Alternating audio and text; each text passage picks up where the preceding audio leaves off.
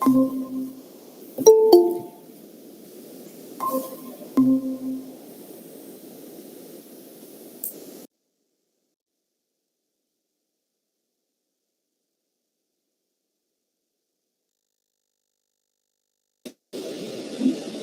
sir, good afternoon. Prasad sir.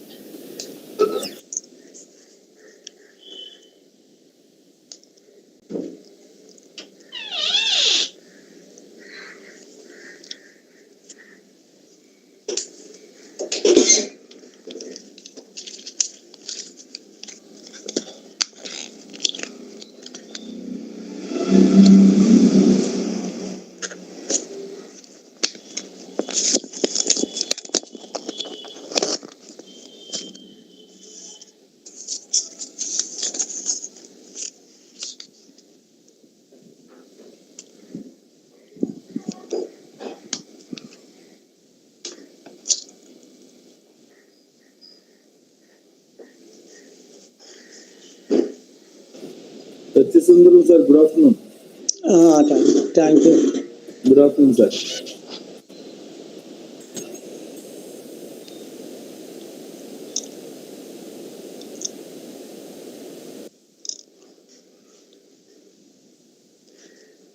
మీరేంటి symbol నొక్కాలా? అక్కర్లేదుగా. Hello. What sir? What? Yes sir. ఆడిబులేనా? Yes sir. You are audible, sir. You are audible. Okay.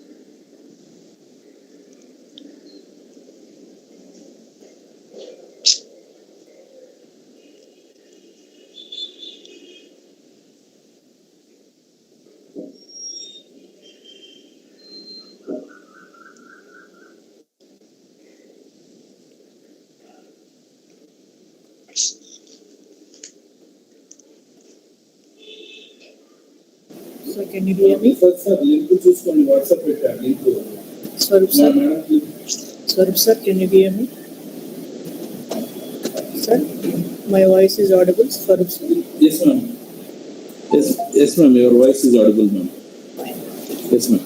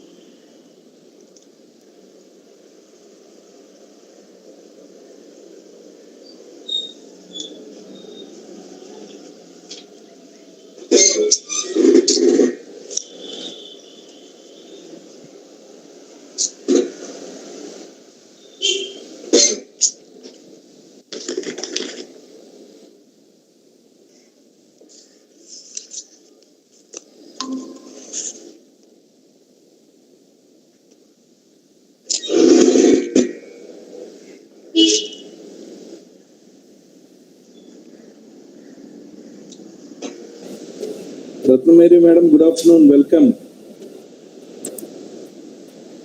Good afternoon, sir. Good afternoon madam, welcome madam.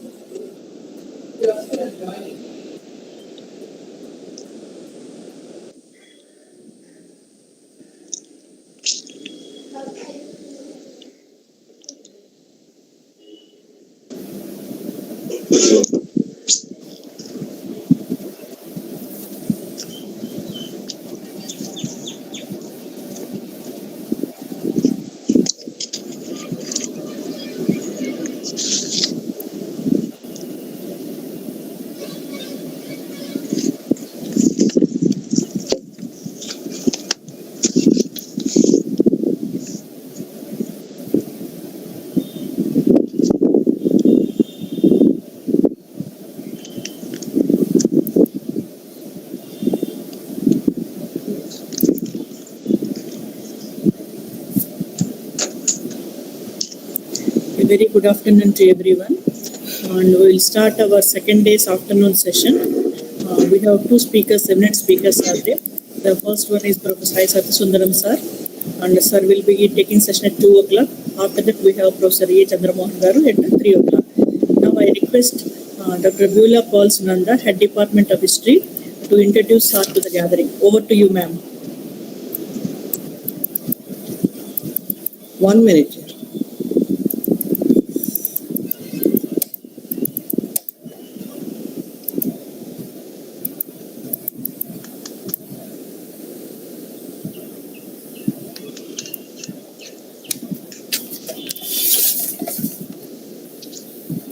Good afternoon to everyone. Good afternoon, sir. It is my pleasure to introduce to the participants Dr. I. Satyasundaram. Dr. I. Satyasundaram is an economist writer. He taught economics to postgraduate students for 40 years, and he has stood first in political science in Andhra University at the undergraduate level. He has done his MA Economics at Andhra University during 1967 to 69 and has obtained PhD from the same university in 1982.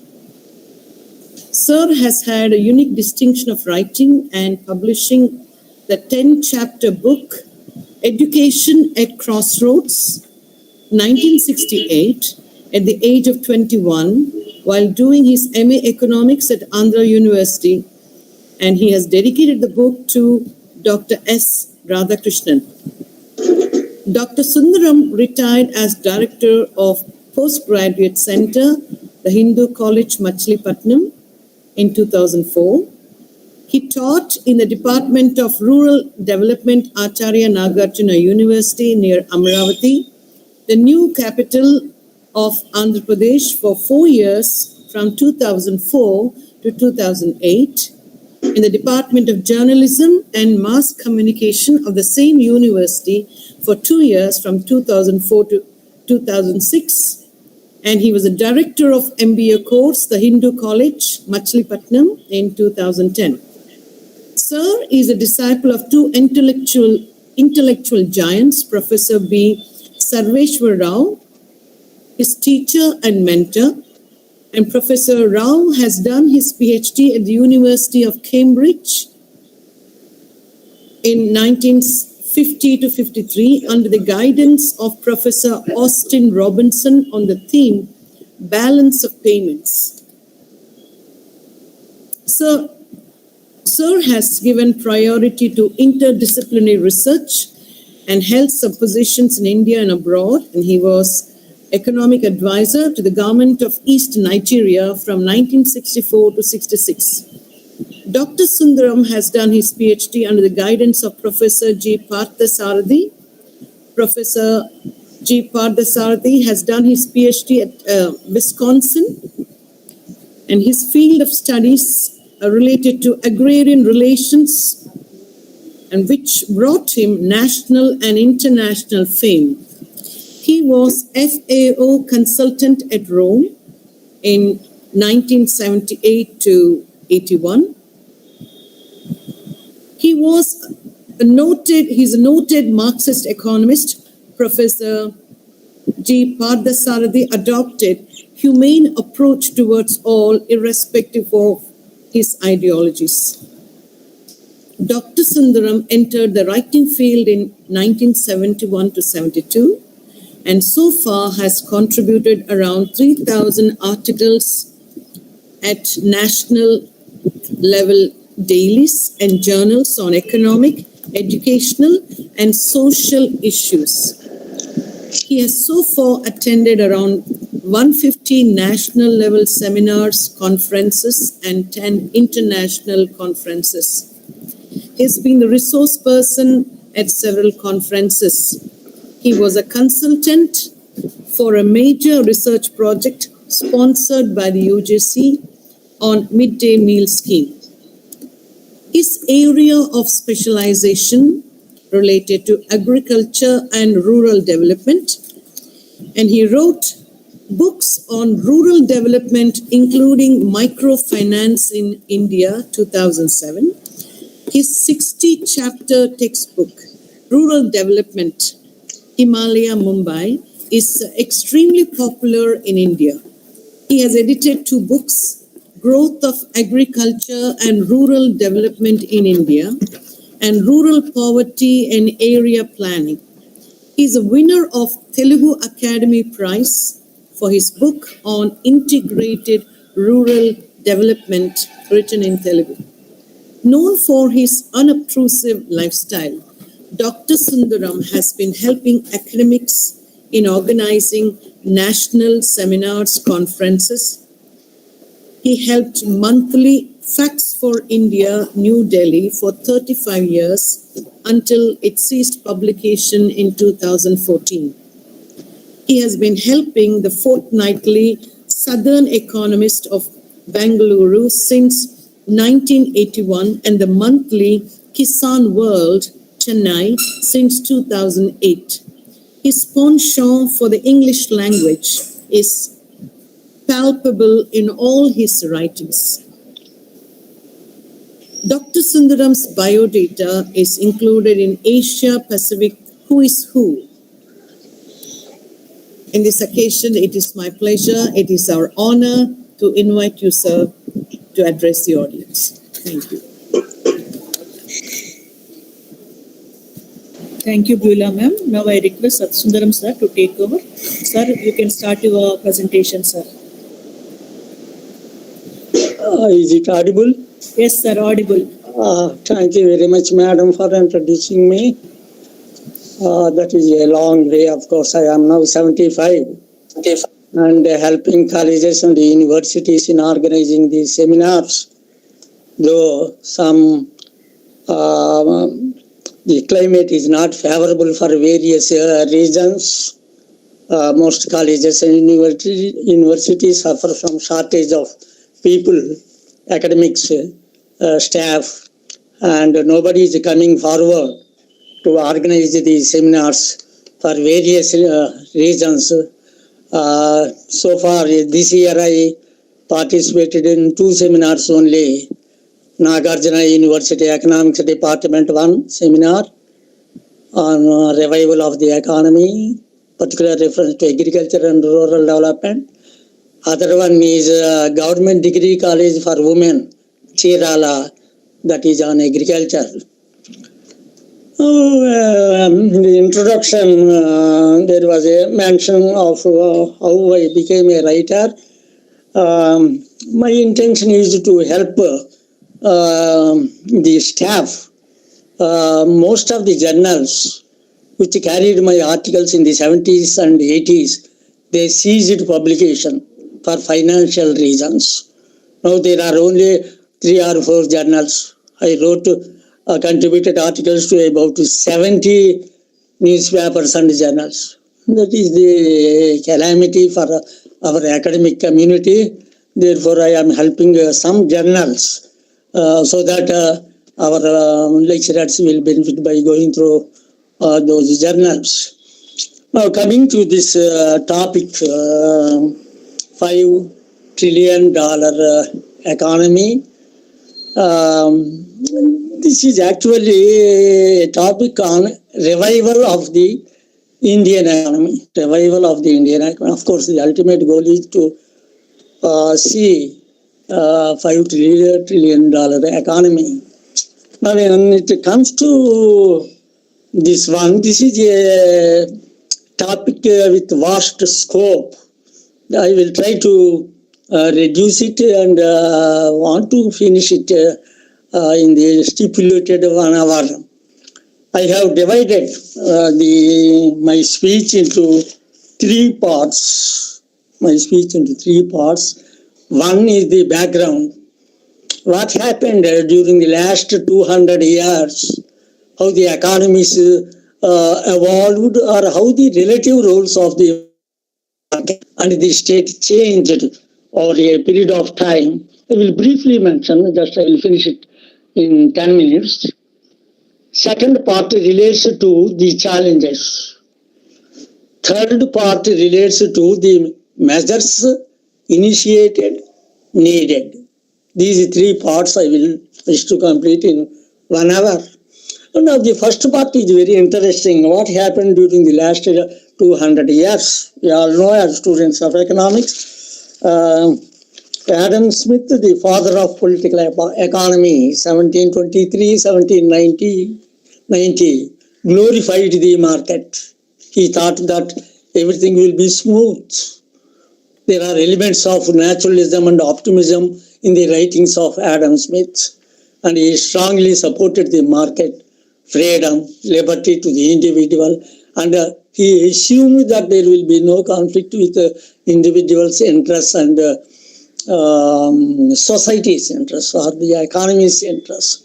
That level of thinking, that kind of thinking prevailed over more than 100 years. Everyone was impressed by Adam Smith's writing style and also the way he presented, he handled the theme, namely naturalism or the market economy. Gradually, there were critics of this theory put forward by Adam Smith. We had socialist critics like Saint Simon, 1760-1825, who argued for state protection and not market-oriented economy. They critically examined the institution of private property and other things and came to the conclusion that the majority, the laborers, are not going to benefit if we unduly depend on the market, as assumed by Adam Smith. Now, there was an interesting development from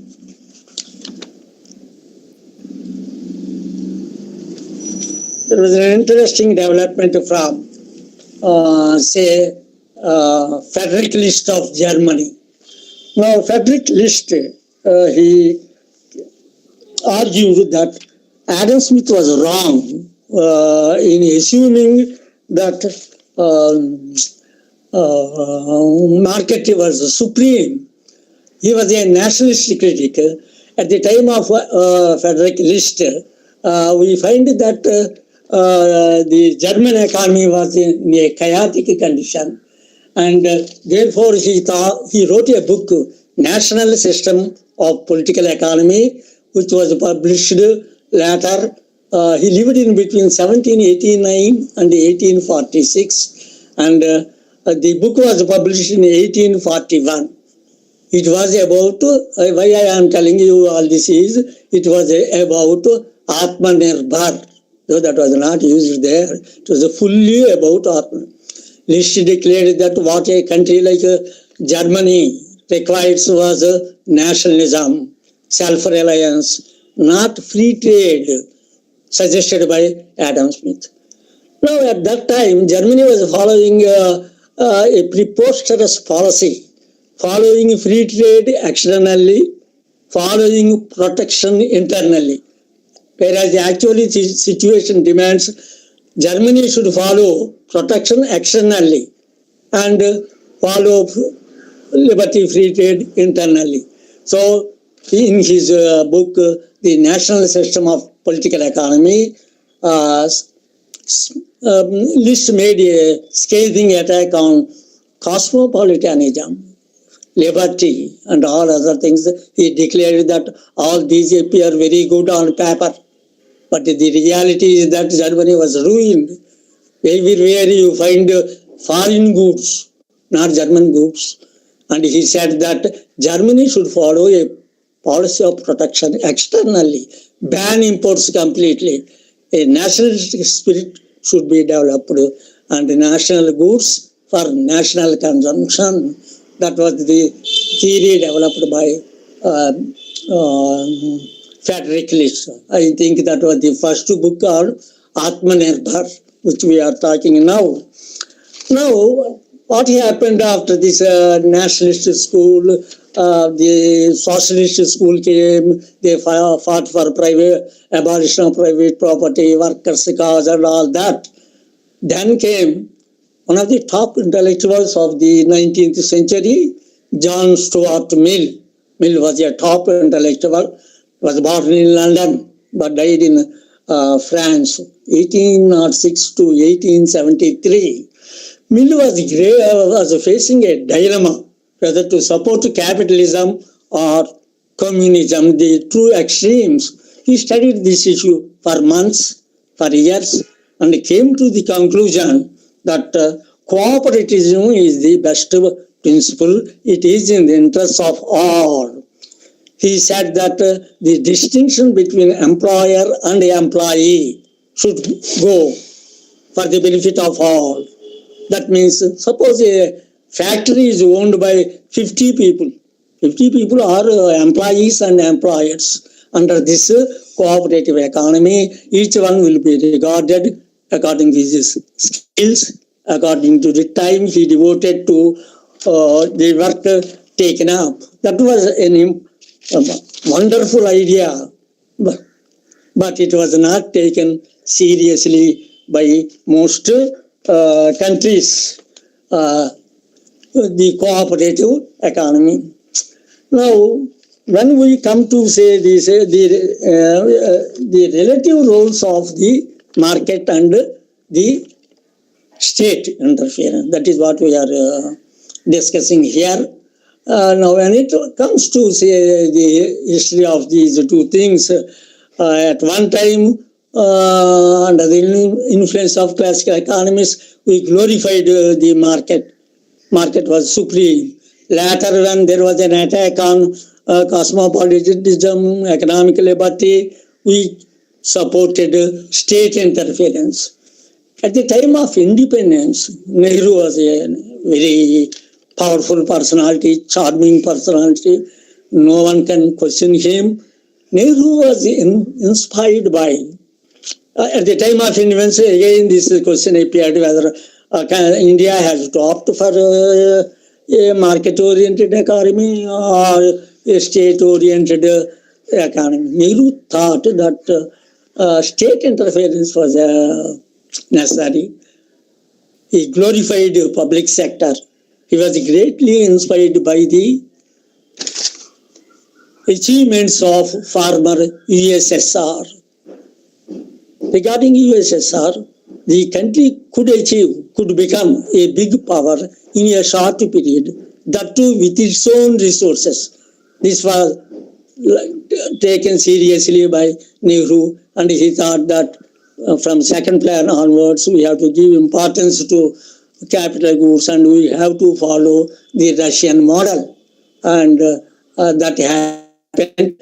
But ultimately, it could not succeed. That is because up to the 80s, early 90s, our economy could achieve an annual average growth rate of 3.5 or 5% only.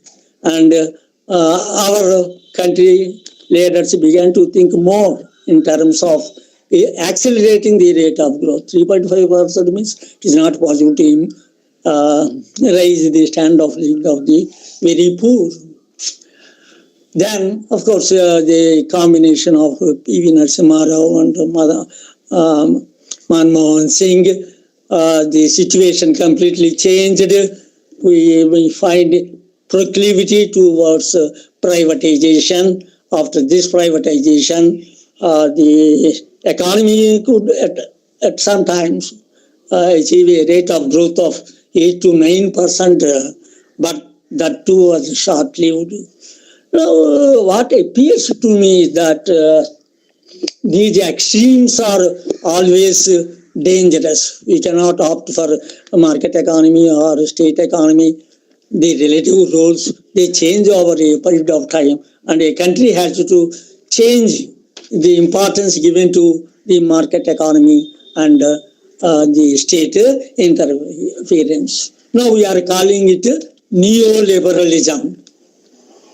My suggestion is that even this proclivity towards privatization under liberalization is also dangerous.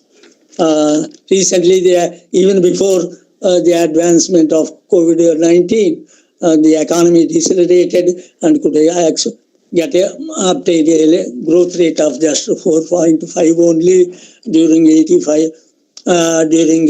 2018 and 19. Now, then came Modi era. Now, Modi is completely opting for privatization. He is supporting big companies, of course, with the view of accelerating the rate of growth. But this particular strategy is also dangerous in a densely populated country which has not been able to solve problems of poverty and unemployment. Now we find Modi giving importance to capitalists, giving importance to resource mobilization to accelerate the rate of growth. Now GST, even GST is originally intended to reduce tax on taxes, avoid tax on taxes, and reduce the cost of production, tax burden, and benefit the consumer. Now what is happening? GST is being used to tax more and more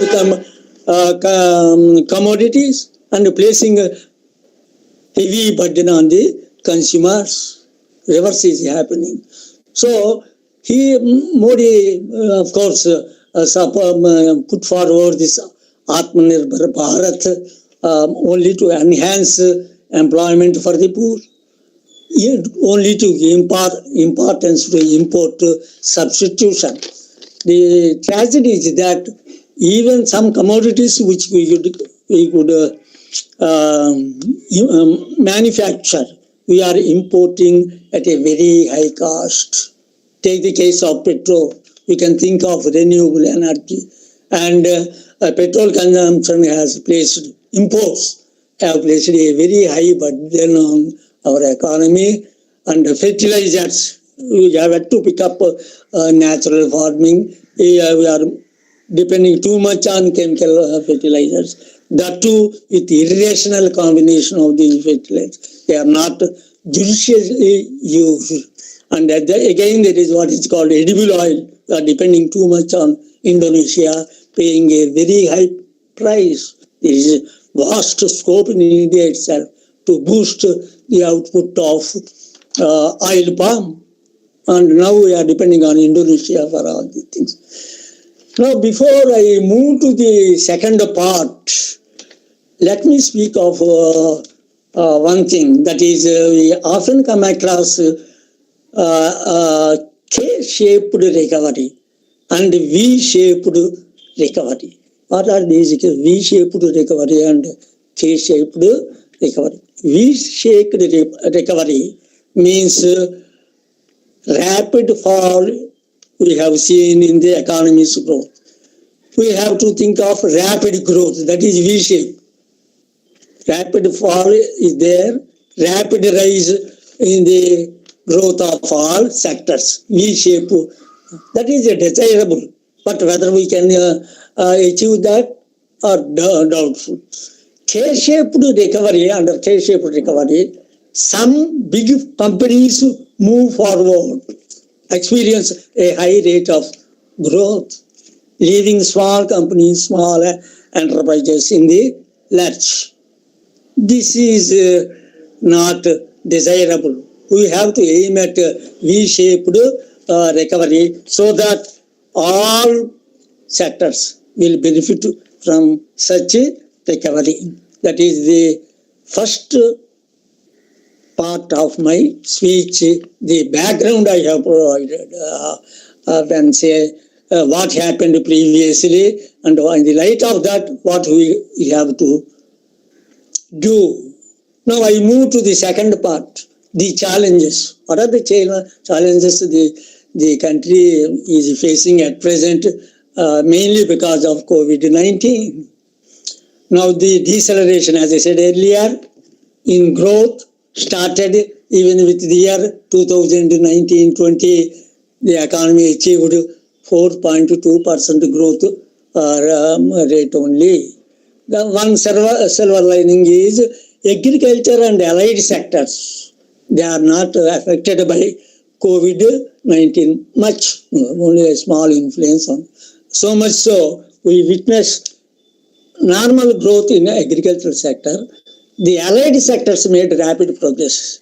That is also a welcome development. The allied sectors, they have, like animal husbandry, fisheries, poultry, they have made wonderful progress in spite of COVID-19. But if we look at the overall pattern of development, overall pattern of expenditure, we see that the social sectors like education, health, these are not receiving the attention they deserve, the allocations they deserve. Now, if we look at R&D, research and development, this sector gets only 0.8% of GDP.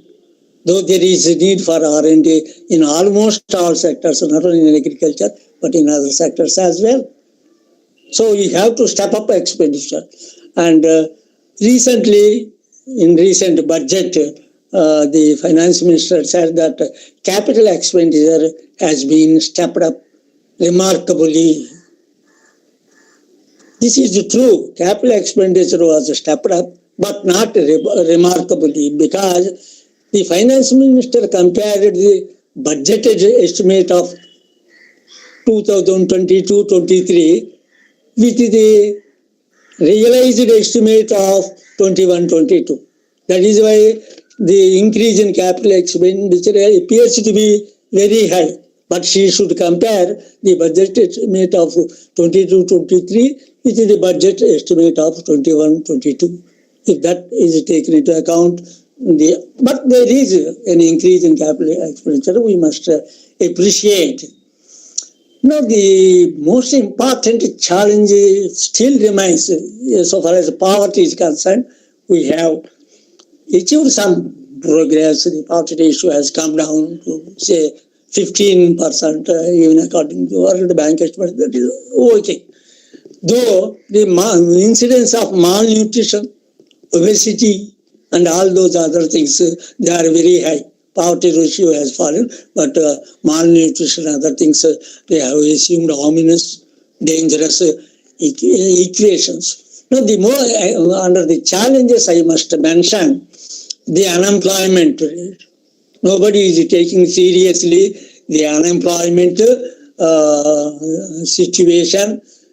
In India, if you look at the figures, the unemployment appears to be 8% or 7%. So the situation is not dangerous. That is misleading. Because in India, the unemployment is mostly in the form of underemployment, mostly in the form of disguised unemployment. If you take that also into account, the unemployment rate will be in between 10 to 15%. We have to take this as a challenge and think in terms of diversifying the rural economy to boost employment opportunities. Now, one thing that is required is that we have to focus on high employment sectors, high employment. We have high employment growth sectors whose potential is not fully utilized. Take the case of rural tourism. It has vast employment. We have not tapped that resource. Take the case of food processing. It is highly useful. Food processing is highly useful to the entire agricultural sector. It has wonderful forward and backward linkages. This sector also remains neglected. We have post-harvest losses to the extent of, for different items, different 8% to 10%, 12%. At a very high cost, we are not able to properly store even the food grain supplements, and even the food grain supplements, there are excess and they are placing undue burden on the government. We have to think in terms of fixing reasonable targets, fixing priorities, concentrate on sectors which have high employment. China has done it. We had a wonderful book, Rural Development, Learning from China. Sartaj Aziz, economist, Pakistani economist, was a minister for some time in Pakistan cabinet. His book it presents how how China was able to overcome the difficulties India is now facing, which has been facing. So we have to concentrate on, because demand management we are saying. How can you manage demand unless there is an increase in the incomes of the poor? Demand management is. So we must think in terms of boosting investment in high employment potential sectors. There is another among the challenges I must mention. There is one thing, that is what is called cost and time overruns. This is also not taken into it. This is also neglected. There is undue delay in the implementation of projects. We have a number of projects at different stages. Why should we take up so many projects and keep them under construction for so long a time? These cost and time overruns, they came to the level of rupees 4,05,175 crore by the year 2020. You see, because of delay, because of cost escalation, the project's cost, which are yet to be finished, cost escalation, 4,05,175 crore.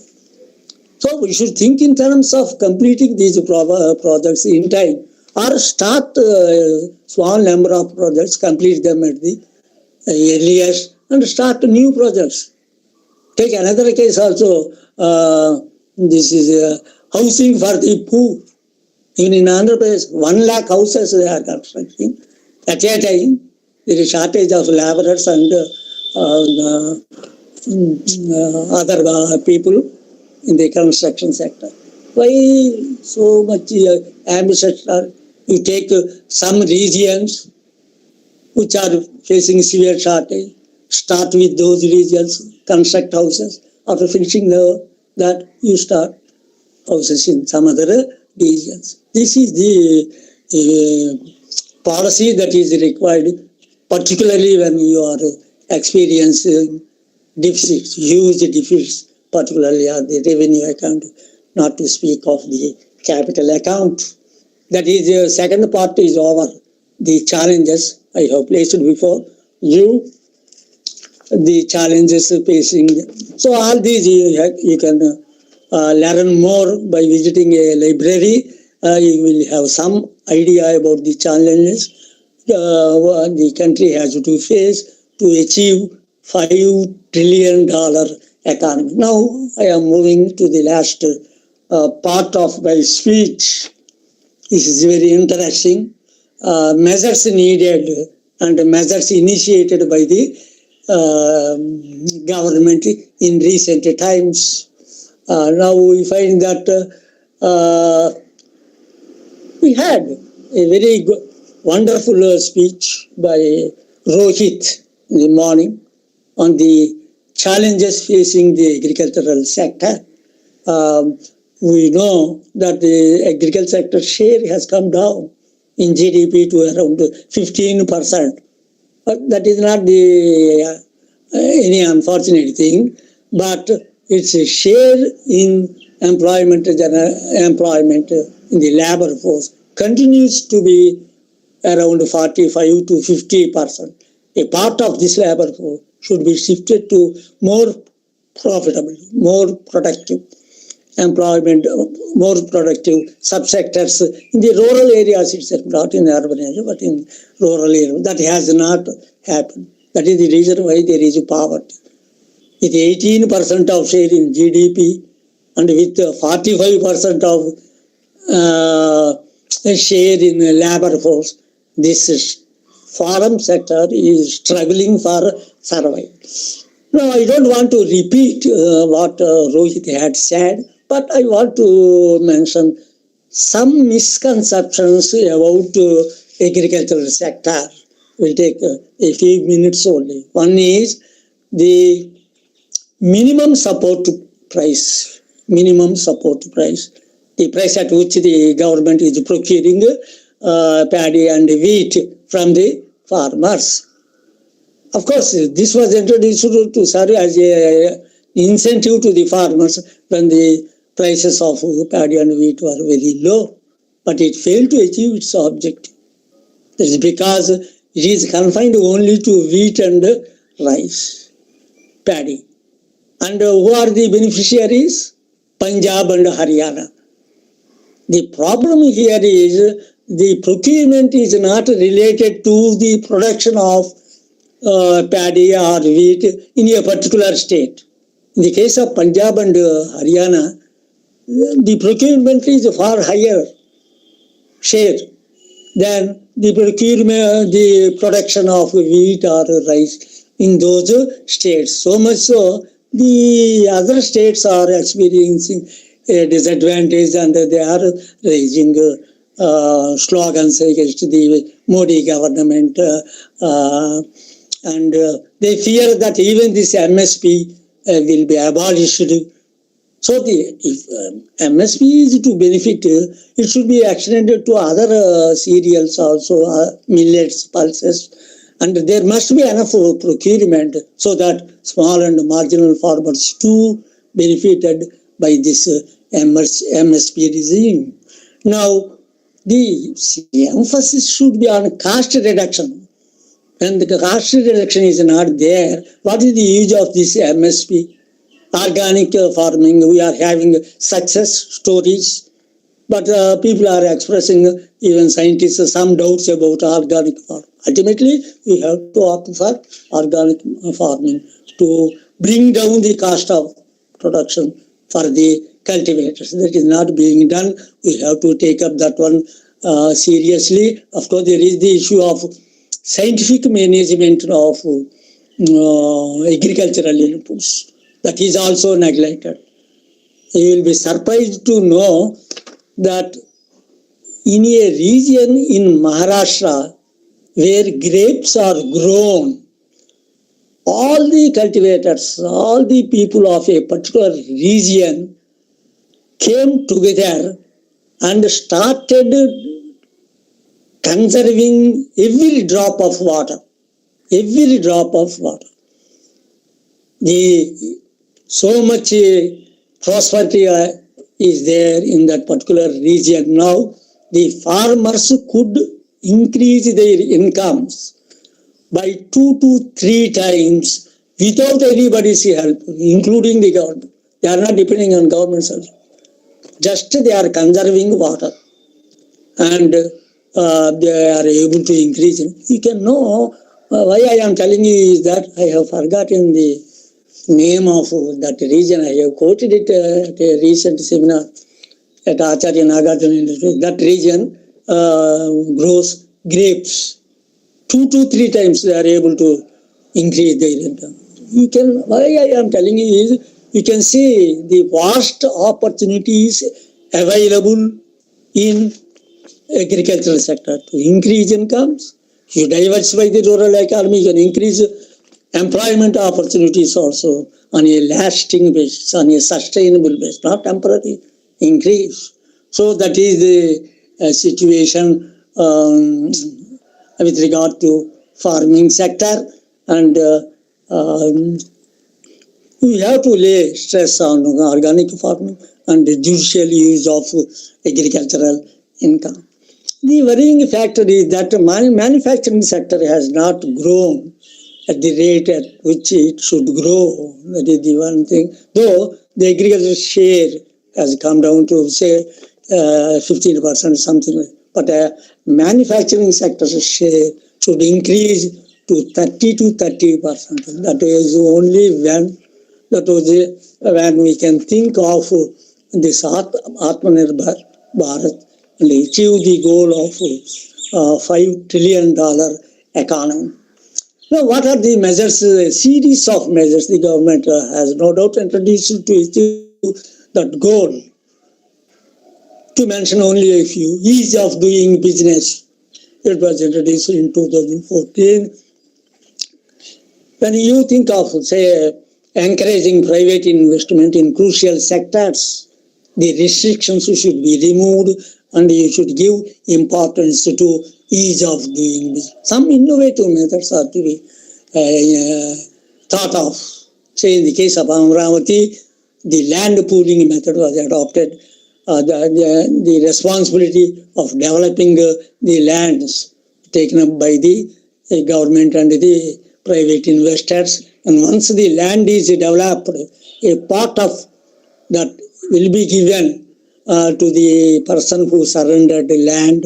This is a win-win situation. The government is benefited. The person who gave the land is also benefited. So this is called a win-win situation. We should think in terms of those measures like land pooling. Now, another important measure the government has introduced in recent times, only 1 year back, that is called asset monetization. You must have heard of that.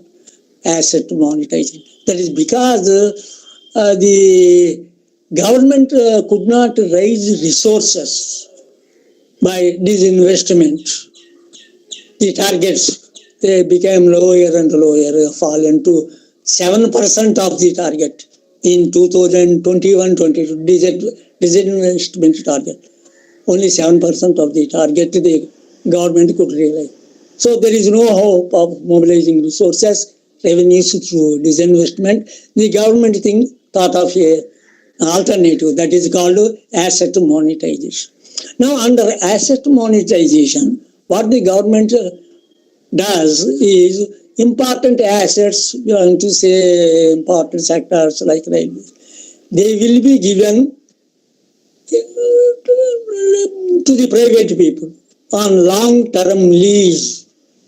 The assets are managed, not owned by the private people, managed by the private people. They in turn will pay rent to the government. No, this is not privatization. This is not even PPP, public-private partnership. This is a unique method of mobilizing resources, the government thought. But one problem here is the asset is given to the private man on a lease, long-term, say 20 years lease. What would be the fate of that asset at the end of 20 years? Can it be used, or if it becomes defunct? If it becomes useless, it amounts to privatization only, because you are not able to use that asset. So that issue should also be studied when the government thinks of monetization of the assets. So that is one important thing we have to think of. Now, if we look at the latest situation, we find that everybody is thinking in terms of, even in Andhra Pradesh, decentralization. Nobody knows what this decentralization. Those who talk, ministers, chief minister, MP, they do not know, they do not have any idea about decentralization. Please know this. We had in 1978 the ML Dantwala's report on block level planning. Wonderful report, only 100 pages. There, how block level planning should be. We have number of books and volumes on decentralization available in our libraries. Decentralization implies empowering the local bodies, not setting up three capitals and setting up high court at Kurnool. If you think Rayalaseema is underdeveloped, you cannot develop it by a high court. High court is not an industry. High court doesn't have forward and backward linkages. How can you develop Rayalaseema with high court? So if you are serious about developing Rayalaseema, declare it as an underdeveloped region, backward region, offer incentives, encourage private investment. That is the correct approach to develop backward areas. Now, people with wrong notions, they are following their own way. Now, I will conclude my speech with one thing, that is the Kerala model. The Kerala model, as you know, it has given a realistic shape to the issue of decentralization. Here in Kerala, the panchayats are empowered and they are getting 20% of the untied grants from the state government. Untied means they can think of spending as they please depending on the local situations. And as a result of the measures introduced by the state government, now we find that the labor force in Kerala, the labor force working in the manufacturing sector, it increased from 20% to 32% in 2018-19. So the Kerala model can be taken as the best example for decentralizing the economy, decentralizing the rural economy, empowering the local bodies, which are quite essential if we are serious about having an economy of $5 trillion. Thank you very much. I have placed my ideas. This is a big, vast topic, but I think I have taken enough time to present the core of my thesis. Thank you very much. Thank you, sir. Scott has elaborately explained his speech in three phases. The first phase, he discussed about the background of the relevance of optimism and how it was shaped there. Then the second part of this topic was about the challenges, what we have to take. And the third part about the measures initiated and measures are needed at this juncture. And he has given some models also, the case studies of doing business, latest model of the Kerala model and everything. Now the forum is open for discussion. If any doubts and queries are there, you can kindly raise, sir will clarify it.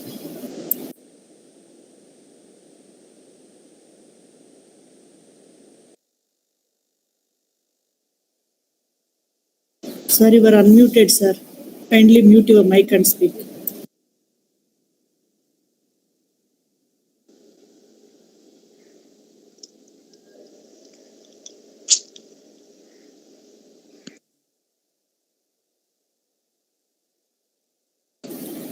If there are no questions, then we'll move on to the next session. Now I extend my invitation to Professor A. Chandramohan Garu from Tamil Nadu Central University. Before I invite him to give his speech, I invite Dr. K. Swarup Kumar from Department of Economics of Maristella College to introduce him to this gathering. Over to you, Swarup, sir.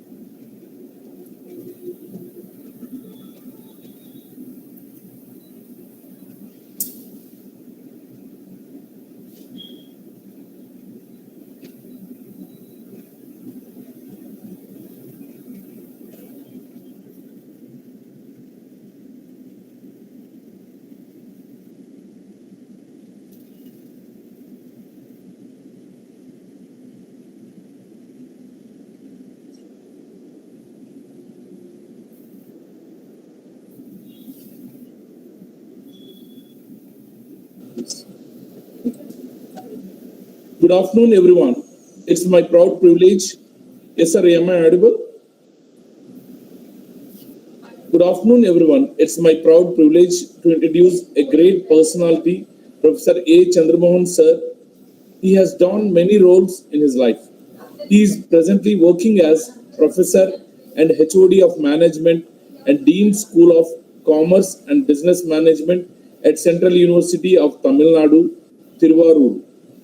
And he is former Register of Rajiv Gandhi National Institute of Youth Development, Government of India, and former Professor of Management Studies at SRM University, Chennai, and former HOD of Business Studies, IBRI College of Technology, Government of Oman. During the pandemic, Sir took initiative and organized many online guest lecture sessions by renowned academicians and vice chancellors of different universities of the country and leaders and entrepreneurs of the competitive corporate world within the short span of time during the academic year 21-22. He is a man who believes that knowledge gained should be shared. So, Sir has authored 6 textbooks and 80 articles. He has groomed and guided 19 PhDs and awarded. He wanted everyone to be benefited.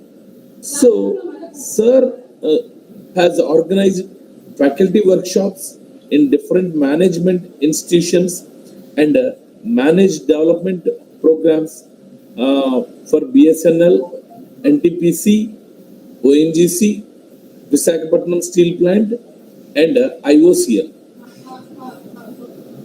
Sir has organizing skills. Sir's organizing skills did not stop here. It continued and training program in Tamil Nadu. To inspire and motivate young students, Sir took an active role in administration of the government. He invited renowned IAS officers to share their experiences. What an honor, Sir, to have you in our midst. I welcome you for the presentation, sir. Thank you, sir. Thank you, Swarup sir. I welcome Professor A. Chandramohan Garu, working as Professor, head of the Management and Dean School of Commerce and Business Management at Central University, Tamil Nadu, Tiruvarur. Sir, over to you. You can take over the session. Thank you, Mr. Swarup Kumar, Dr. Sanjay Rani. Thank you, sir. Thank you, sir. Honorable Correspondent, Madam Slivatama, most respected Principal, Dr. Jacinta Quadras, respected Convener, Dr. Josephine Sanjarani, faculty members, research scholars, paper presenters, dear students, participants, press and media, good afternoon. Namaskar. Good afternoon, sir. It is great pleasure to address in the ICSSR 3-day online national conference on Aaatma Nirbhar Bharath, realization of $5 trillion economy, organized by the Department of Economics and ICSSR of Mary Stella College, Vijayawada, Andhra Pradesh. It is my immense pleasure to say the topic on infrastructure in India, which is very much essential to discuss and also to understand about the infrastructure development of the country. This topic selection is also very good. Aaatma Nirbhar Bharath Abhiyan or Self-Reliant India campaign is the vision of New India emphasized by the Honorable Prime Minister Sri Narendra Modi ji. On 12th May 2020, our Prime Minister announced the special economic comprehensive package of 20 lakhs crores, equivalent to 10% of India's GDP, to fight COVID-19 pandemic in India. The aim is to make the country and its citizens independent and self-reliant in all senses. He further outlined the 5 pillars of Aaatma Nirbhar Bharath: economy, infrastructure, system, vibrant demography and demand. Finance Minister also further announces government reforms and enablers across the 7 sectors under Aaatma Nirbhar Bharath Abhiyan. The government took several bold reforms such as supply chain reforms for agriculture, rational tax system, sample, and clear laws, capable human resources, and strong financial system. We can say that infrastructure sector is a key driver for Indian economy. The sector is highly responsible for propelling India's overall development,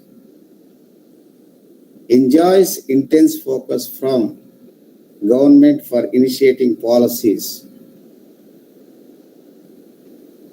Many policies have been announced by the government of India with the starting of industrial policy in 1948. 5 years plans started by the government of India after planning commission was set up 1950.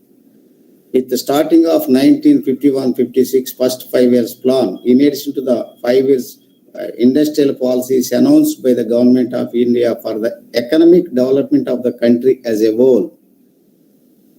Every 5 years plans have been announced. 1950, 51, 56, 56 to 61, 61 to 60. After that, 66 to 69 annual plans are prepared. And there was a gap in between that some of the plans, 80 also, on annual plans, it is called as a plan of holiday. Like that they have been calling. And up to 12th 5 years plan, 2012 and 17, plans have been announced. After that, Niti Ayog, they have been announced. So Prime Minister Narendra Modi ji in 1919 emphasized making in India would become the world largest economy in the world by 2024 and 25th. With his vision and mission, and agencies as for survey, USD $5 trillion economy is concerned, India is the fastest growing large economies in the world. So infrastructure is very important. It is a key driver for the Indian economy. This sector is highly responsible for overall development. We can see and witness is there 6 modern India infrastructure projects that are engineering marvels, truly make us proud. Number 1 is Pamban Bridge. Pamban Bridge, you might have heard, a stunning railway bridge that floats between Tamil Nadu mainland and southward island of Rameswaram. This is 100+ years old marvel, has been recently restored in 2019 and has perhaps one of the most stunning and immersive views you can experience while traveling by the Indian Railways.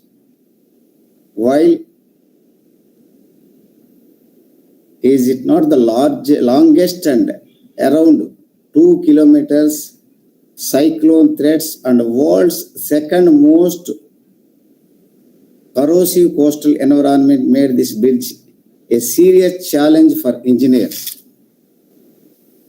Second one is PV Narasimha Rao Express Highway, opened to the public in 2009 after a long 4 years construction process. The PVNR Express was named after India's father of economic reforms, and perhaps rightly so. The 500 crores project forms a major lifeline for Hyderabad Economic Center as the longest flyover constructed in the country. Third one is Parpanjal Tunnel, Punjab, Himalaya. Railway tunnels are perhaps one of the most fun parts of the train travel through India's several mountains regions, and this massive scale infrastructure project happens to be the longest in the country, just over 11 kilometers, taking a lengthy 9.5 minutes to cross. It was the first time in India had ever used the new Austrian tunneling method, NATM, to construct a railway tunnel using the Parpanjal Mountains range unique geological structure to keep the tunnel stable and structurally sound. Next is, fourth one is Chenab Bridge. Chenab Bridge is currently under construction. The Chenab Bridge is located in the Riyasi district of Jammu, spanning the width of the Chenab River. The bridge is supported at around 1,780 feet above the river bed, making it the world's highest railway bridge. It is an incredible engineer feat considering not just height but logical challenges involved. Fifth one is Kaleshwaram Lift Irrigation Project. Everybody knows that Kaleshwaram project in Andhra Pradesh and Telangana, both the Telugu states people, Kaleshwaram Lift Irrigation Project, KLIP, is the largest of its kind in the world and one of the Asia's greatest ever infrastructure investments, costing the whopping rupees 1.2 lakhs crores complete. So last, sixth one is Project Himang Roads. You may have a thought that the Pond Kardunga La Pass in Ladakh in the world highest road, but this lofty title was recently snatched away in 2017 by the Border Roads Organization Project Himang Road, which runs through Umlingala top at the dizzying 19,300 feet, that is over half of the height of meters Everest. The road has also its far sharing among the cautions signs. They read messages such as, I am courageous, but please take me slowly and let your insurance policy make before you. So we are talking about infrastructure India. Infrastructure, when it comes to the infrastructure and technology has been continuously developing based on the changing trends and technology. We have been developing the infrastructure. Technology and infrastructure both are related, even though they are slightly different, and we can discuss and interrelate the technology infrastructure. The themes and sub-theme of the topic of today conference is very interesting. So see, themes of the conference, you have taken very good sub-themes. Economy, quantum of gem, not incremental changes. Infrastructure, representing the modern India. We have seen modern India so many new system and technology based on the economic changes and trends and practices. We have been identifying our engineers, doctors, scientists, and other professors or advocates, whoever may be involving in the policy decision makings. They are identifying the new techniques, strategies which are necessary for the development of the economic aspects of the country from time to time based on the policy changes and 5 years plans. Of course, it is called Niti Ayog. Niti Ayog after 2017, National Institution for Transforming India, better known Niti Ayog. It was formed via resolution of Union Cabinet on 1st June 2015. It is a premier policy think tank of the Government of India to provide directions and guidelines for the economic progress of the country. So such a way, the organizers or conveners, whatever it is called, the themes and sub-themes have been decided for this conference, which are relevant infrastructure, system, technology-driven system, demography, vibrant demography of largest democracy, demand full utilization of the power and demand and supply, $5 trillion economy by 24-25, how to achieve the goals, role of technology, digital economy, achieving the target, self-reliant economy experiences, action plan for vital sectors such as agriculture, infrastructure, technology, logistics towards achieving goals, need for academia and industry. Academia and industry is most important. The combination of academia and industry. Recently, University Grants Commission also, they have announced how many of you are well aware about academia and industry importance.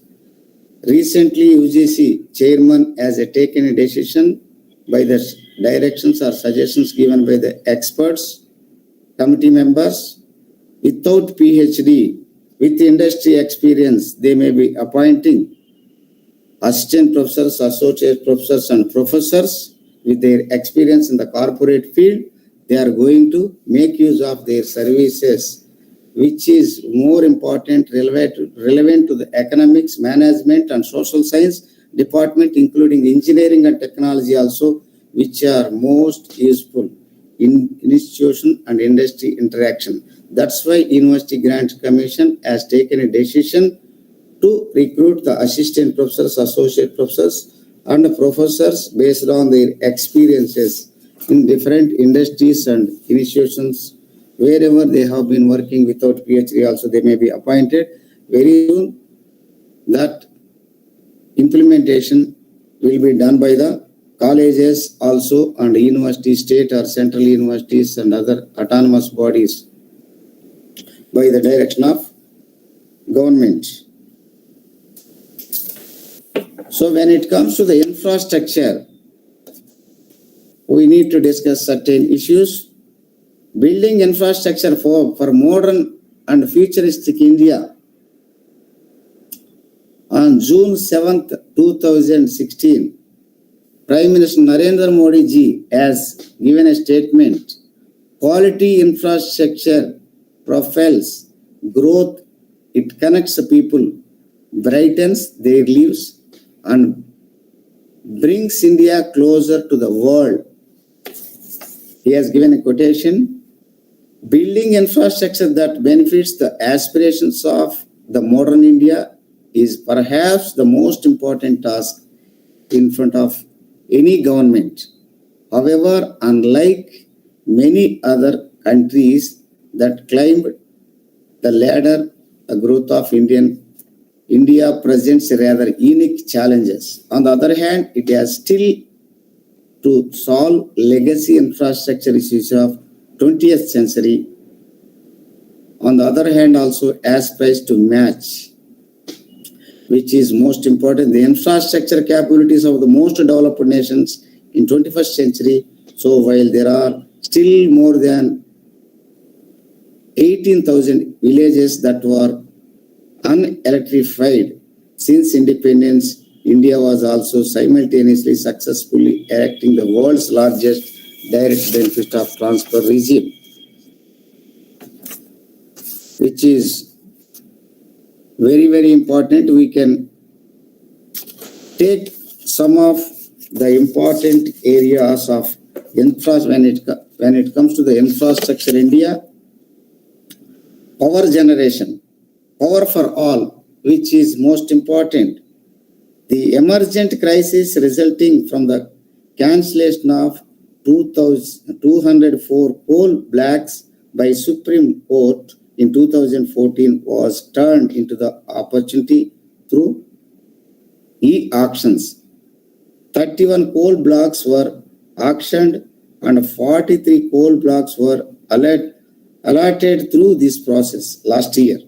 2/3 of the coal-based power plants, 66 out of 100 coal plants tracked by Central Electricity Authority had a critical coal stocks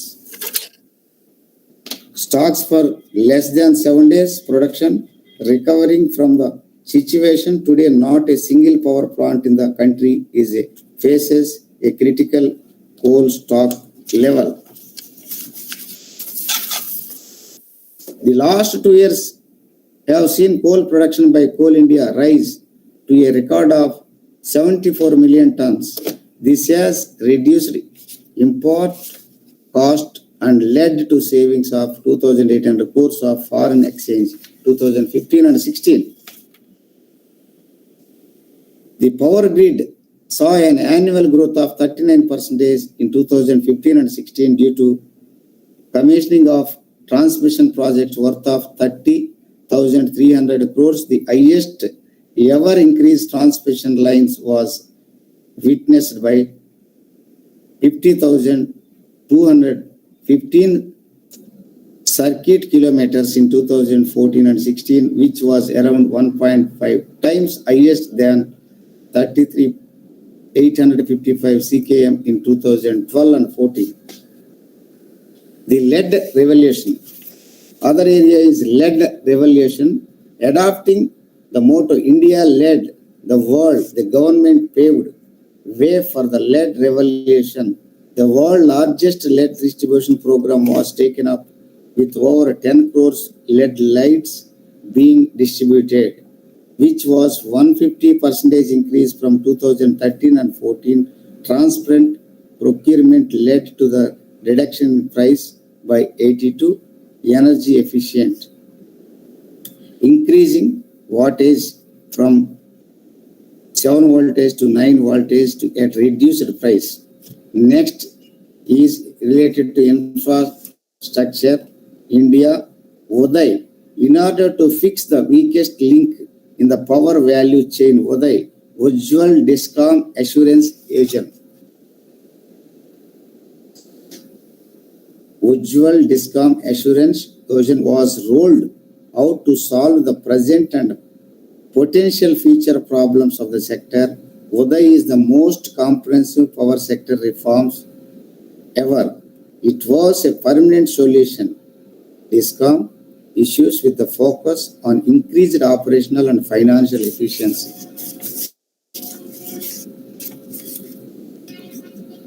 Next area we can take new and renewable energy through the largest ever wind power capacity addition, 3,300 megawatt in 2015 and 16. India exceeded the target by 38% and become the world clean energy capital. Similarly, the biggest ever solar power capacity addition of 3.018 lakhs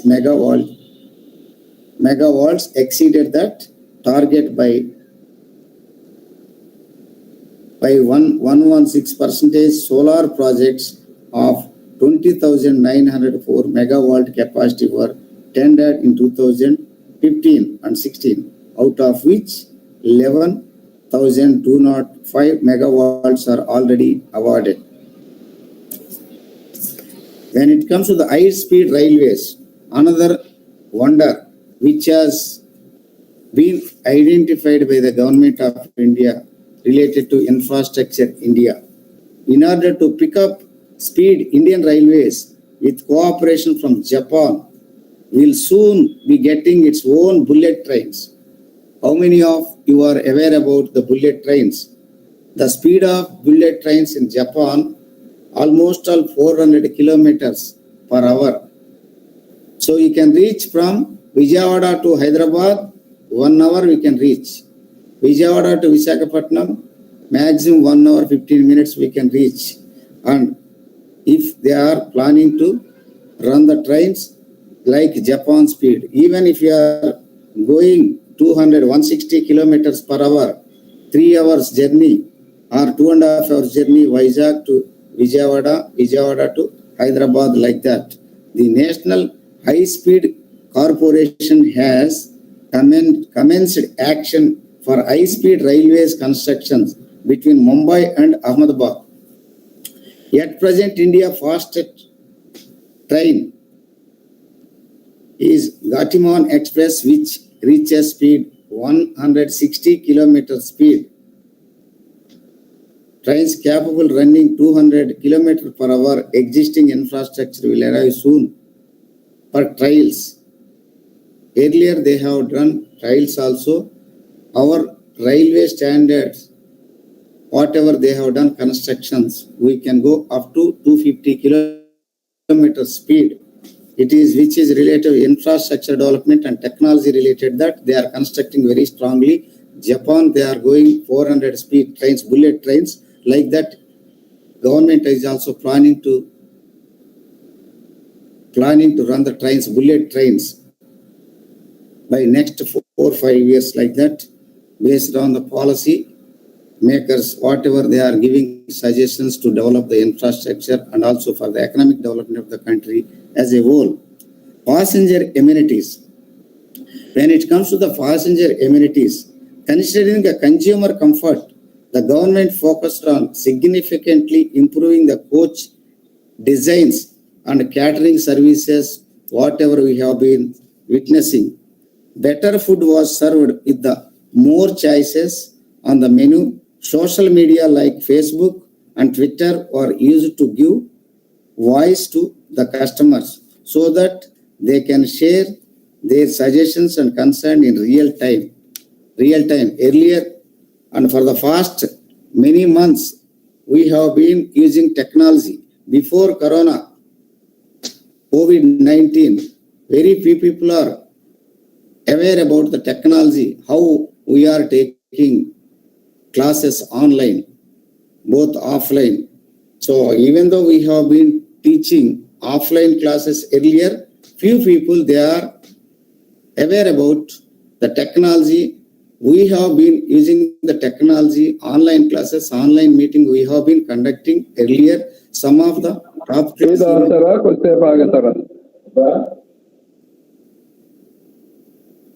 So top class universities and corporate universities are some of the state universities, or central universities, IITs, IIMs, and some of the autonomous colleges are also taken initiative to start the online classes. Before Corona also, very rarely, but after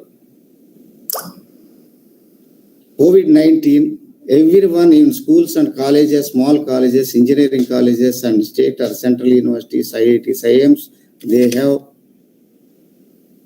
been starting. It is mandatory to state the online classes because of the restrictions given by the government. So completely we have been cultivating, taking the online classes and conferences. Now it is a blended learning based on the technology and infrastructure, whatever colleges and universities are providing. It is also added advantage for the students to follow the blended learning, and we are developing the infrastructure as well as the technology also utilizing by many of the students, research scholars, faculty members, even school teachers. They are understanding based on the infrastructure provided by the colleges and schools and people are using. So we can say that the quality of the nation depends upon the quality of people. Quality of people depends upon the quality of education. Quality of education depends upon the quality of educational institutions or universities. Quality of educational institutions depends upon the quality of faculty members. Quality of faculty members depends upon the quality of infrastructure, technology, non-teaching and other facilities which are provided by the universities, colleges, schools, which is most important. So we need to understand the technology and infrastructure to utilize and for the development of the economic development of the country as a whole. So everybody has to feel the responsibility to utilize the infrastructure facilities, whatever provided by the colleges or universities or government. With the technology, we have to make use for the benefit of the students, research scholars, and also other participants. So government is also providing and encouraging the funding projects like ICSSR, whatever project it is given to the colleges and universities. Earlier, they are giving only state universities, central universities. Nowadays, they are giving the funds to the colleges. It is very rare opportunities to provide the ICSR projects and this type of sponsoring the seminars, financial assistance. It is a very rare opportunities to the colleges, and Mary Stella College has a good reputation. That's why they got fund ICSR project particularly to conduct or organize this type of 3 days program to make use of this facility for the benefit of the students and faculty members. Everyone has to remember this. And when it comes to the infrastructure in India, we can go for Swachh Rail, Swachh Bharat. Swachh Rail, Swachh Bharat. An offshoot of the Swachh Bharat Abhiyan, the Swachh Rail, Swachh Bharat has focused on maintaining cleanliness on railway tracks, in trains, and on railway stations. The objective is to assure zero discharge on the tracks and cleanliness on stations and trains. Infrastructure and safety, keeping in mind the importance of rail network across the country. A record capital investment of 5 lakh crores has been committed for railway infrastructure. The plan includes connecting all northeastern capital cities by broad gauge by 2020 and zero unmanned level crossings on broad gauge in next 3 years. A special railway safety fund, 1 lakh crores, has been set up. Highways. To realize the grand vision of Connected India, record construction of 6,029 kilometers of highway was carried out in 2015 and 16 as per the plan. 65,000 eligible habitations are to be connected by constructing 2.23 lakhs kilometers of roads by 2019. 72,835 kilometers of rural roads were constructed in 2014 and 16. There are 3 major highway programs currently underway. National Highway Development Programs, 55,229 kilometers special program for eastern regions, 10,141 kilometers and left wing affected areas of 5,477 kilometers. So if you take the example of another thing, BBIN Motor Vehicle Agreement, India, Nepal, Bhutan and Bangladesh, BBIN signed a landmark motor vehicles agreement for the regulation of the passenger, personal and cargo vehicular traffic. Passenger bus services between India and Bangladesh. some of the foreign countries in Gulf countries or some other countries, African countries, some of the other foreign countries, they have started passenger bus services and train services also, and bus services on the Guwahati, Shillong, Dhaka route and Kolkata. Agartala via Dhaka route were flagged off by Prime Minister Narendra Modi ji of both countries, Dhaka, on 6th June 2015. India, Myanmar and Thailand IMT motor vehicle agreement under the negotiation. The IMT trial run was held from 9th to 14th December 2015 from Impal, India to Mandalay to in Myanmar. So which is most important, particularly to develop the bus services to other countries. It is also related to infrastructure development in India for economic development as well as utilizing the technology, whatever we have been following to achieve the 5 trillion economy by 2024-25, which is relevant. The conference is also relevant to that. Port-led development. If you take the port-led development, few new port projects are in the pipeline.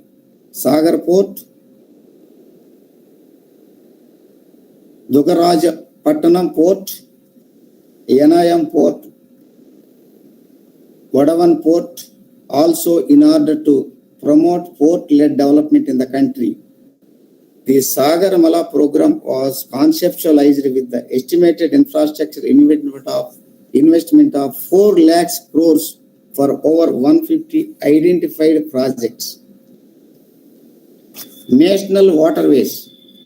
If you take the national waterways, 106 newly declared national waterways will be developed in the years to come. The Jalamarg Vikas project between Allahabad and Haldia will enable commercial navigation of at least 1,500 ton vessels and also will cover distance of 1,620 kilometers. Bridging the digital divide. BharatNet, considering the importance of rural internet connectivity. So we have been witnessing the rural network connectivity, particularly making use of the technology.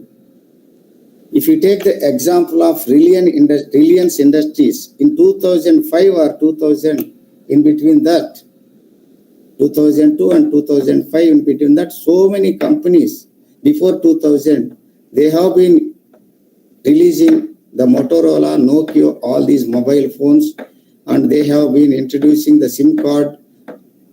Both incoming, outgoing calls were charging. At the time of purchasing my mobile phone before 2000, both incoming, outgoing, they are charging.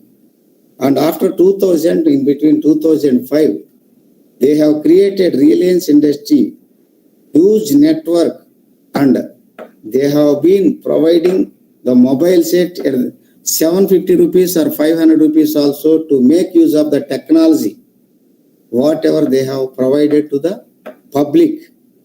The massive awareness has been created. It is most useful to public, all the class people, mass, class, middle class, all the classes which are useful.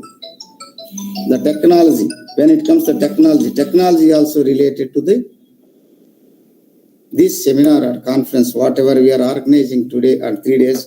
So technology has been continuously developing.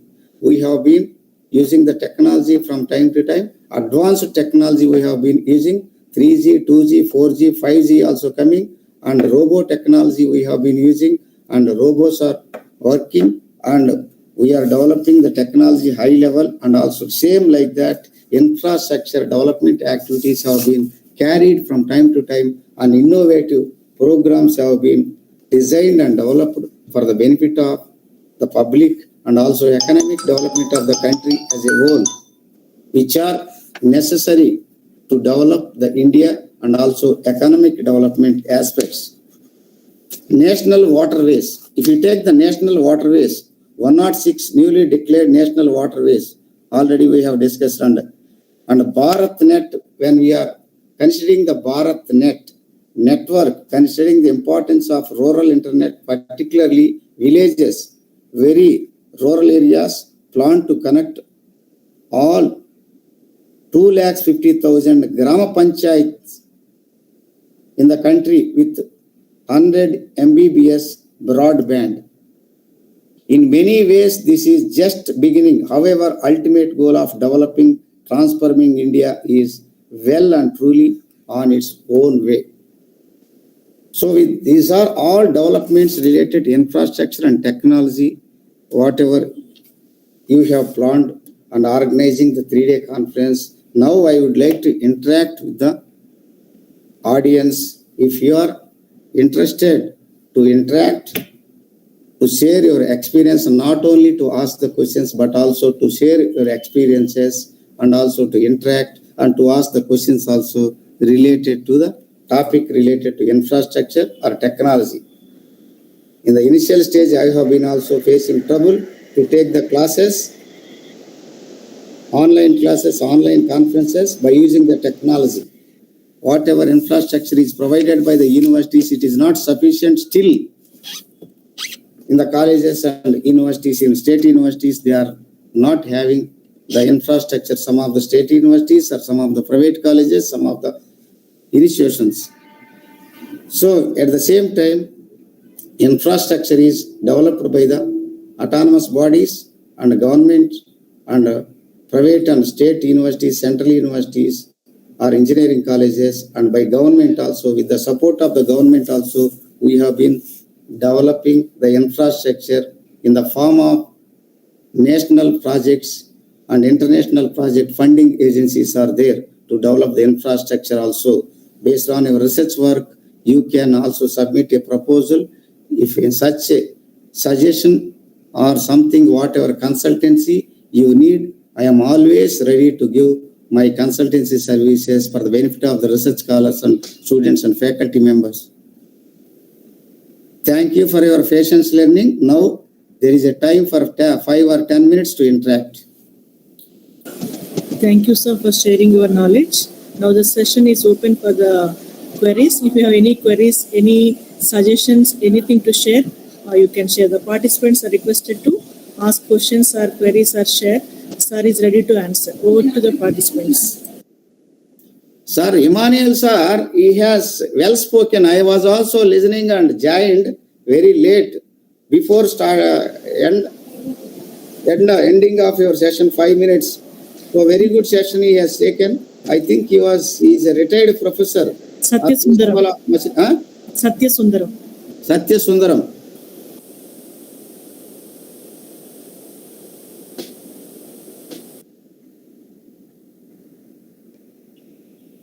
In general interaction also, academic level or whatever you want to ask also, I am ready to interact. I am ready to answer the questions, or I will listen your ideas, whatever you have, particularly on infrastructure and technology related.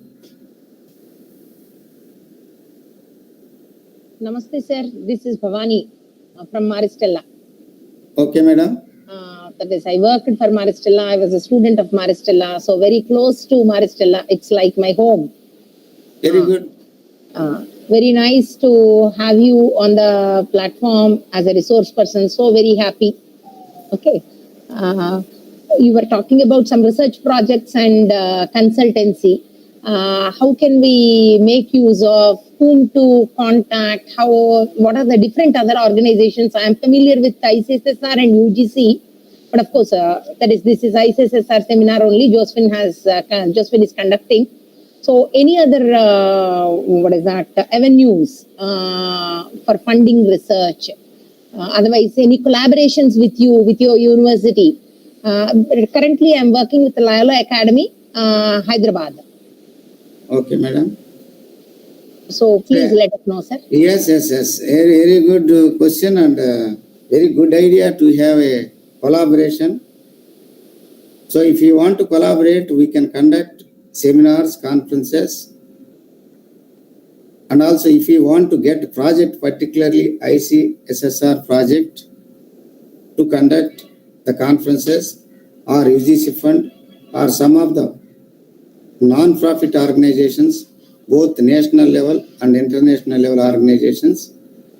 If you go through the guidelines first, ICSSR guidelines and also UGC guidelines, special assistance program, minor or major research projects, you will get idea.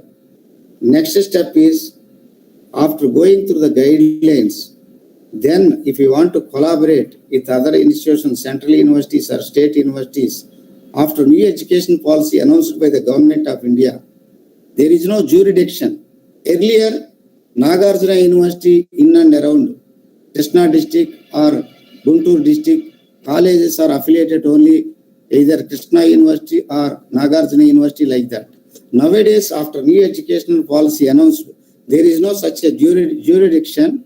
So you can affiliate, you can associate, you can have a memorandum of understanding with any state level or national level or technical institutes with your institutes. There is no restriction for that. You can develop the MOU on consultancy services or twinning programs or joint diploma programs or degree programs. You have to go through the guidelines. It is not 1 or 2 hours or 5 minutes or 10 minutes. I cannot say the guidelines or all the things. So first of all, you have to develop idea. After that, you have to put into the practice. Before put into the practice, you have to go through the guidelines. You will get a thorough knowledge. After going through the ICSR guidelines, whatever given in the website, you will get some idea.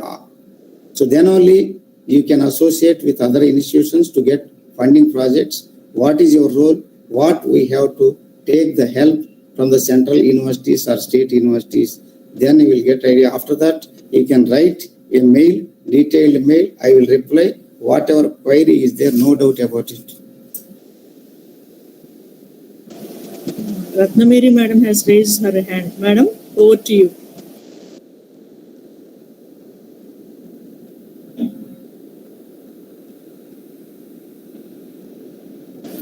Ratnamiri madam from St. Teresa's College, Eluru.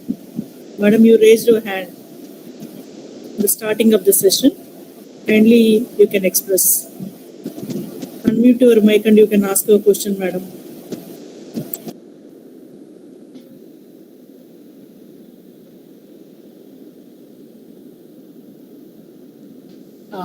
Sir, again I am talking. Thank you so much for your inputs. I have one request. Tomorrow I am presenting something on, this is my idea actually, sustainable growth is impossible without equity. Today everyone is talking about equity. Today everyone is talking about sustainable growth. So I have a plan to do some research related to this. I'm very much interested in social projects in specific, and I believe that is, one man's expenditure is another man's income in macroeconomics, as we talk about. Propensity to consume has to be high, okay, for the multiplier to work. Okay, lower income people have high propensity to consume, and high income people have low propensity to consume. So I would like to use some of the macro theories and the current data of Indian economy and try to bring out a research. I requested even C.S.N. Raju sir. Maybe you must have heard about him. He's our teacher. C.S.N. Raju sir, a retired professor of Nagarjuna University. So yesterday he was part of the presentation. So I requested him also. If at all possible, Josephine, Satyasundaram sir. Satyasundaram sir, good afternoon. He is very well versed in rural development. Okay, in a similar fashion, Sobha is my student. Okay, even she can collaborate. So, if at all possible, after this particular seminar, if come out with some research proposal, because people like you, if at all, if you help us in terms of identifying the funding sources and help us, we will do some research projects, sir. Definitely. I told you very clearly, I will help you if you bring the project, where to apply, to whom you have to approach. Definitely, I will give guidance, no doubt about it. You can Josephine, send me a please mail. look forward. Tomorrow's my session. I already requested CSN Raju sir. He said yes. I have forwarded the messages to you. Okay. Yeah, sure. So the topic is without equity, sustainable development is impossible. Yes, You are talking about 5 trillion economy. That is I'm what not is talking very, about very 5 good trillion. topic, interesting topic, sustainable development growth, SDC. Yes, sir. Thank you so much, sir. We will approach you through Joseph. Thank you, ma'am. Yes, Thank sir. you. Definitely, I'll note it down and I will be in touch with this aspect.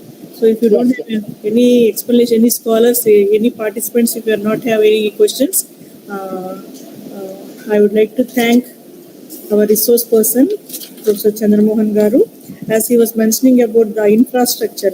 In this contest, he was mentioning about the infrastructure, where he has discussed about the key drives, especially how the economy can be developed in 6 areas. Issues in infrastructure, how to build the infrastructure, and also important areas like power generation, shipping, coal and LEDs, and how to get the new renewable energy systems, and need to understand about the usage of technology and infrastructure. And sir was discussing about railways and also the airways and transport, and he was discussing about the networking across the world, how the importance of the rail networking and connecting the people through broadage and special railway funding, and rural road connectivity and national highways and rural internet connectivity, and we are discussing about an innovative design development so that India can transform and reach to the goal of the $5 trillion economy. So thank you very much for accepting our invitation and presenting your ideas. Thank you. Thank you one and all for patience listening. Yeah, Wish thanks. you all the best for the forthcoming sessions. Thank you, sir. Thank you so much. If you have time, you can stay with us. If you have any other work, you can leave, sir, because we have one more paper presentation is here. Right. Thank you, sir. Now I request Dr. Prasad Garu to present your paper. Prasad, sir? Prasad, sir, are you there? Prasad, sir? From Political Science Department of Stella College. Dr. Prasad Garu? Dr. Prasad Rao Garu, Political Science Department of Stella College. Kindly present your paper, sir. Sir, are you there in the line?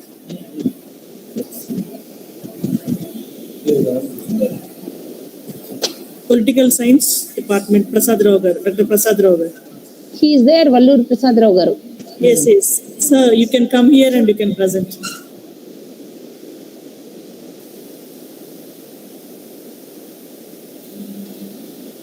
I'll leave Josephine. Okay, we'll try to do that research project. For 5 minutes, I'll be here Surely. for Prasad Rao Garu's paper, and afterwards I'll leave. Surely. Surely. Thank you. Thank you. Thank you, Sir, sir. over to you, sir. Prasad Garu, over to you. చెప్పండి ఫ్రీగా ఉన్నా costly లేదు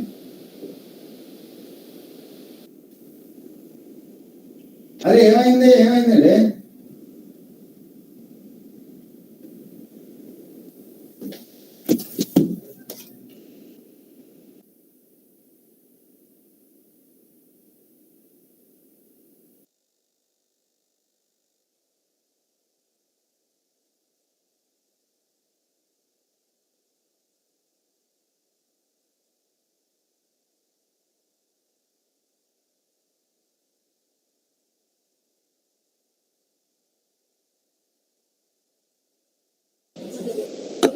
Prasad Garu, Yes.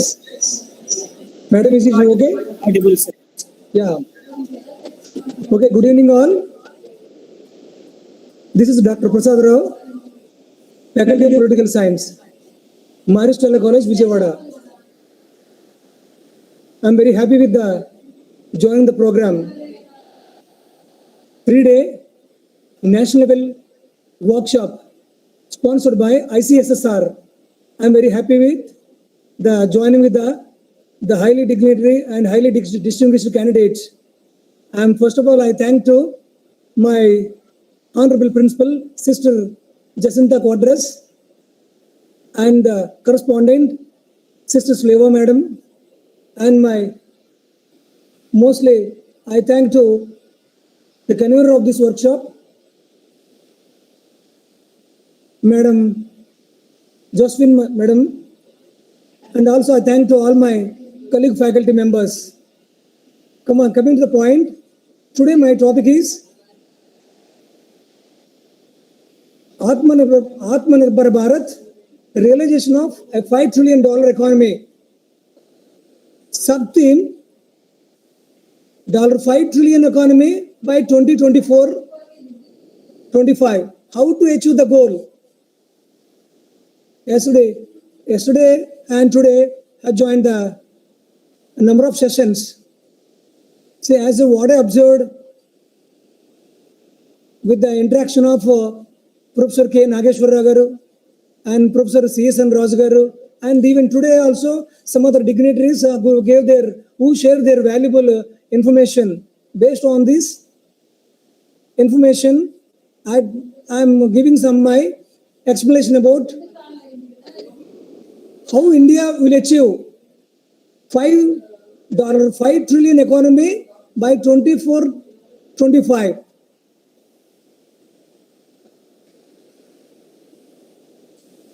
Aaatma Nirbhar Bharath provides a vision of India plans to become a $5 trillion economy by promoting Make in India and Make for World. It's a dream project of our Honorable Prime Minister Sri Narendra Modi ji. Let me repeat, Make in India, Make for World. Make for World. It is a very prestigious dream project because so far we experienced by looking into the every good what we are using, made in America, made in Japan, made in China, made in South Korea, made in Germany, by taking this caption or whatever it is, Make in India, Make for World. Come on, let us manufacture the goods to boost the Indian economy. And this will happen through an integration with the global economy. Through an integration with the global economy. Yes. See, last 2020 and 2021, over these 2 years, how the whole world has suffered with the destructive pandemic, COVID-19. By overcoming all these disastrous experiences, how Government of India overcome all these initial problems by put forward the slogan Make in India, Make for World. By taking this, the prestigious motto of the Government of India, Prime Minister of India, Mr. Modi ji, one of the senior official from the Department of Academic Affairs, Sanjay Bhattacharya, said in COVID-19 an unprecedented disruption at all levels across the world. He sharing his experiences. It was not only health crisis, but it also imposed a socio-economic challenges. How the global economy slumped, social interactions was curtailed and individuals were fearful. It was an imperative for global community to coordinate efforts in the fight against coronavirus, what you call COVID-19.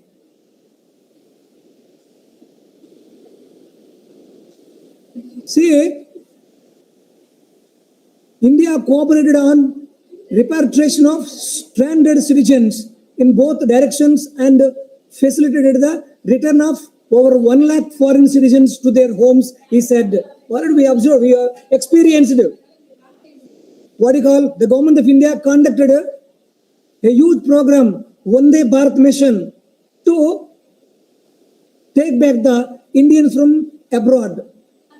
Vande Bharat mission, the largest repatriation exercise, with brought back 30 lakh stranded citizens, was possible because of the active support from partners across the world. Yeah, we observed already. By arrangement of a huge flights and other important transport facilities, immediately thousands of Indian healthcare professionals went overseas to help them address the challenges of COVID. And we strengthen the cooperation of COVID research and testing. We stand ready to support in vaccine availability from India, as we will be the largest producers when the vaccine is approved. See, here my point is, see, as the Prime Minister of India has set a goal, make in India, make for world, as a part of the Aaatma Nirbhar Bharath realization of $5 trillion economy by 24-25. How to achieve the goal? See, by overcoming all these disturbances, how can we achieve this goal? It is not easy. We have a lot of problems. We have a lot of complications.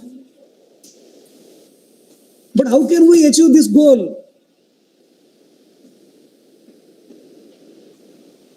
See, by looking into the other aspects, the industrial sector. The industrial sector trackers India would lack longer than expected to more than double its GDP to $5 trillion. See, $5 trillion is not easy. But we have a lot of hard work. We have to make a lot of hard work.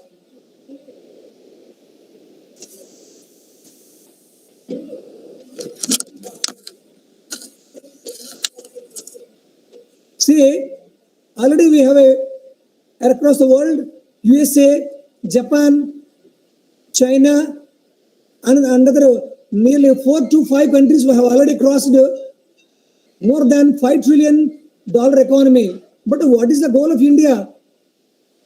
But how can we achieve this goal? It needs a high-level technology, especially ICT, information and communication technology, consultancy, fintech services, logistics, edutech, health tech, biotech, and other also have enormous potentiality. We need all these potentials. High technology cooperation, especially in defense and space, has potential to be stepped up.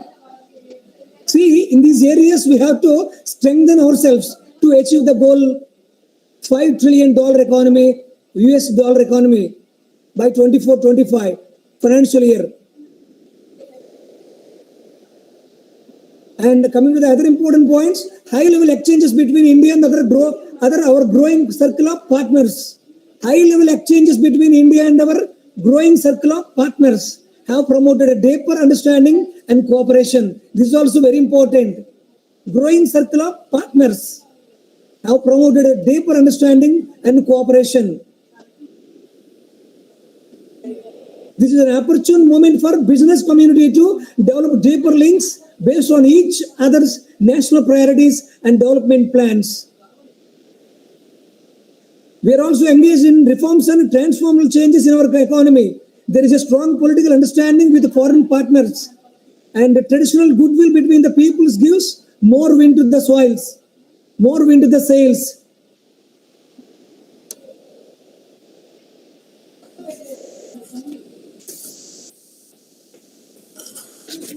Based on the recent reports, the government schemes could, however, be of some help, the report said. The government schemes could, however, be of some help, the report said.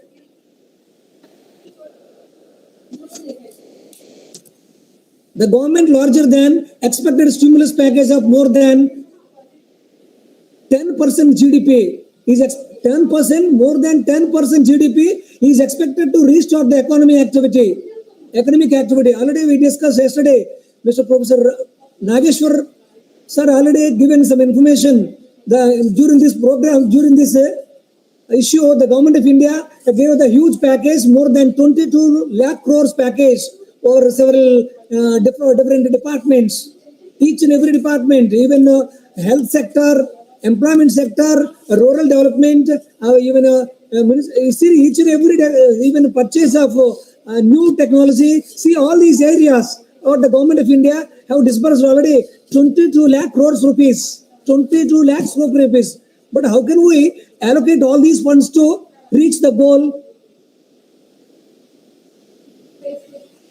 $5 trillion economy by 24-25? Proper disbursement of funds and proper utilization of funds, and that to reaching of all these allocations and utilization. This is what we are expecting, myself also expecting.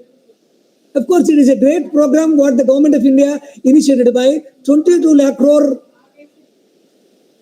rupees to different sector.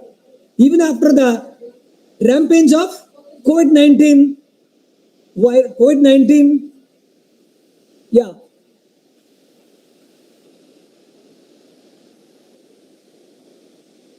Anyway, let us be a great hope. Every Indian should work. When government implements schemes properly, Indian can reach the successful target by the year by 2024 and 25. That's all. Thank you. This is my small information, only small, and I thank to the coordinator of the workshop, Madam Josephine Sandhyarani, and the department colleague faculties. And I thank to all the participants for patient learning. Thank you all. Any queries, please? Please?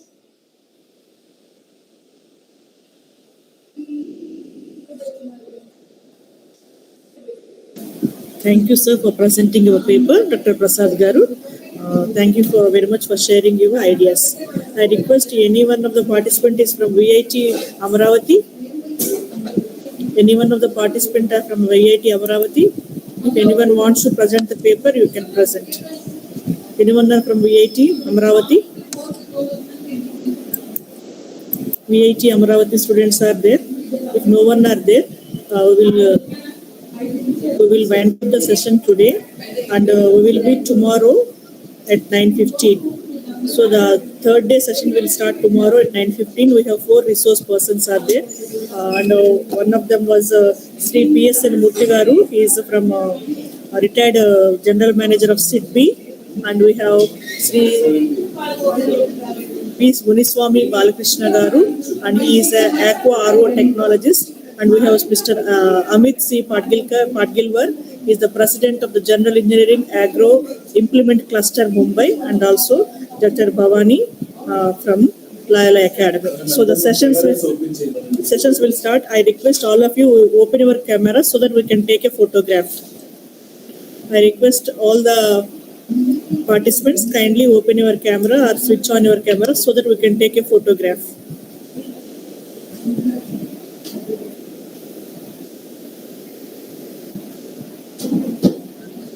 Hello, Arpan.